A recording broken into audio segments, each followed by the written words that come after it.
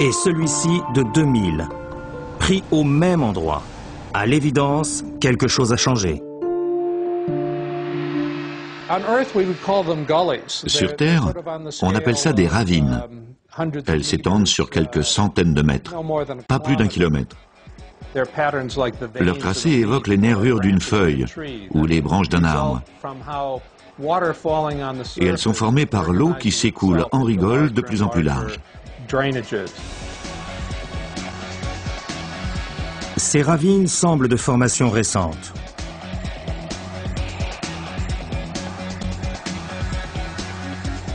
Elles sont apparues dans l'hémisphère sud de la planète, sur des pentes très peu ensoleillées, dans l'une des régions les plus froides de Mars.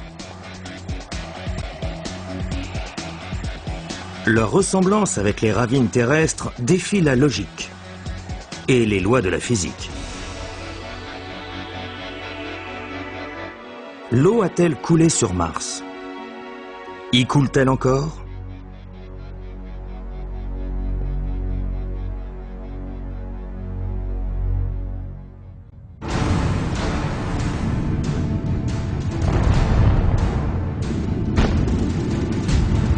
Il y a longtemps que ce ne sont plus les Martiens qui intriguent les hommes. Mars recèle bien d'autres mystères.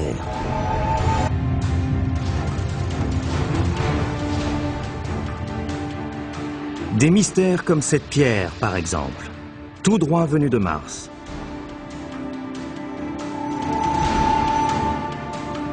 Elle a été découverte dans l'Antarctique en 1984. Elle mesure 15 cm de long et pèse plus de 2 kg. Son nom, la météorite d'Allen Hills. C'est l'une des 34 météorites martiennes retrouvées sur Terre. L'astrobiologiste David McKay, spécialisé dans l'étude des météorites, lui a consacré plus de 10 années de recherche. Ce qui rend cette météorite unique, c'est son âge. Non seulement c'est la plus ancienne des météorites martiennes connues, mais en plus, avec ses 4,5 milliards d'années, elle est plus vieille qu'aucune pierre jamais découverte sur Terre.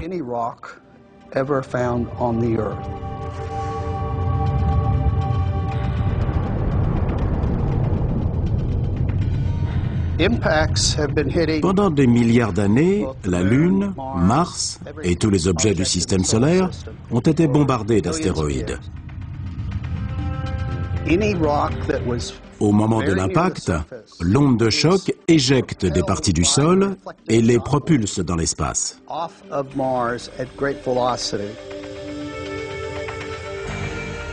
Pour gagner le cosmos, la roche doit s'échapper du champ d'attraction de la planète et donc fuser à près de 18 000 km/h.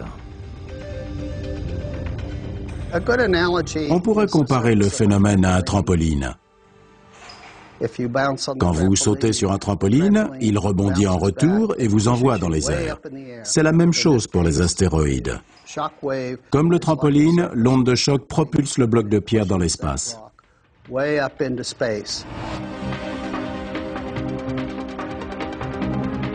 Mars porte la trace de nombreux impacts de météorites. En comparant le spectre des minéraux qui composent la météorite d'Allen Hills aux données recueillies par les sondes, des chercheurs de l'université d'Hawaï sont parvenus à déterminer sa probable origine. Yus Kasma.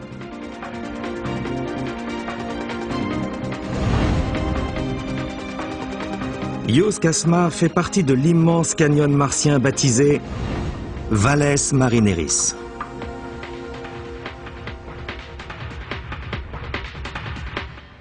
La composition minérale de ces cratères semble identique à celle de la météorite d'Allen Hills. David McKay y découvre de minuscules globules de fer et de carbonate de magnésium. Il est quasiment sûr que ces éléments ont été formés et déposés par de l'eau.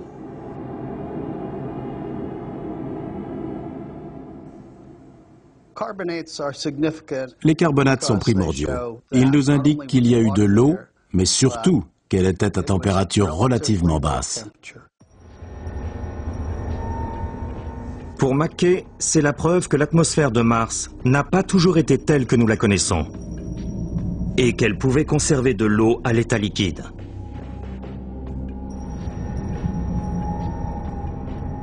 Quand était-ce? La datation radioisotopique des globules de carbonate permet de dater ce moment crucial. 3,9 milliards d'années.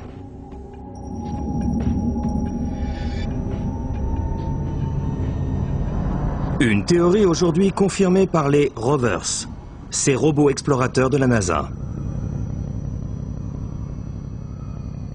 En 2003, Spirit et son jumeau Opportunity sont envoyés sur Mars. Ils ont pour mission d'étudier et de caractériser le climat et la géologie de la planète et de traquer les signes d'une histoire aquatique à sa surface.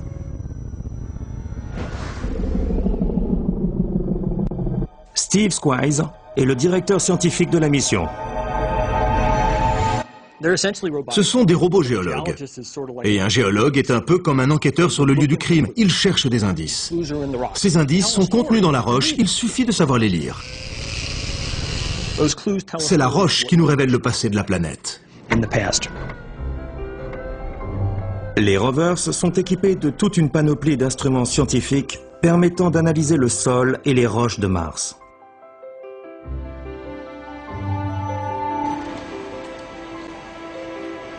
L'un des plus importants est une caméra panoramique stéréoscopique qui enregistre la texture et la structure du paysage martien.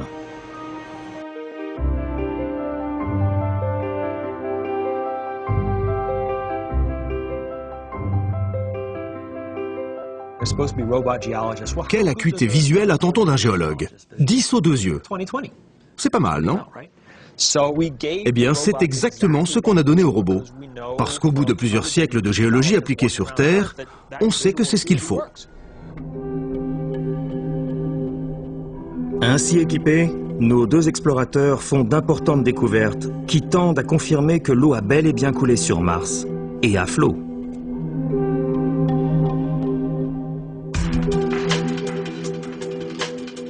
Meridiani Planum, site d'atterrissage du rover Opportunity en janvier 2004. Une région désertique d'une superficie équivalente à celle du Cambodge.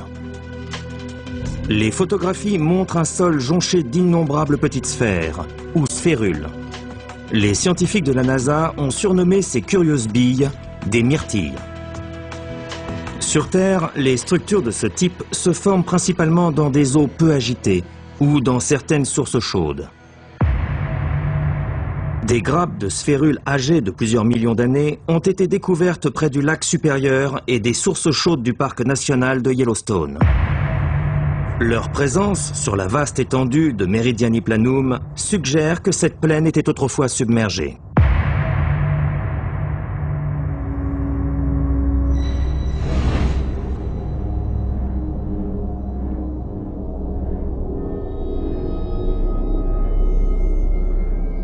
Ces clichés ont été pris par une caméra haute résolution embarquée sur la sonde européenne Mars Express.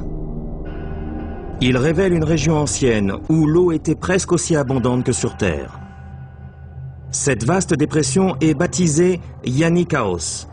Un bras la relie à une région nommée Ares Vallis. Jim Rice est géologue. Pour lui, ces vestiges sont la preuve tangible qu'il y a eu sur Mars des crues gigantesques. Imaginez que tous les cours d'eau de la Terre réunis débordent en même temps.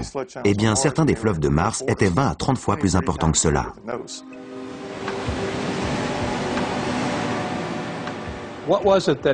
Que s'est-il passé dans la nuit des temps? Pourquoi cette planète est-elle si froide et si aride, sans la moindre trace d'eau liquide en surface? Qu'est-ce qui a donné naissance à ces chenaux? Autant de questions et autant de signes à décrypter.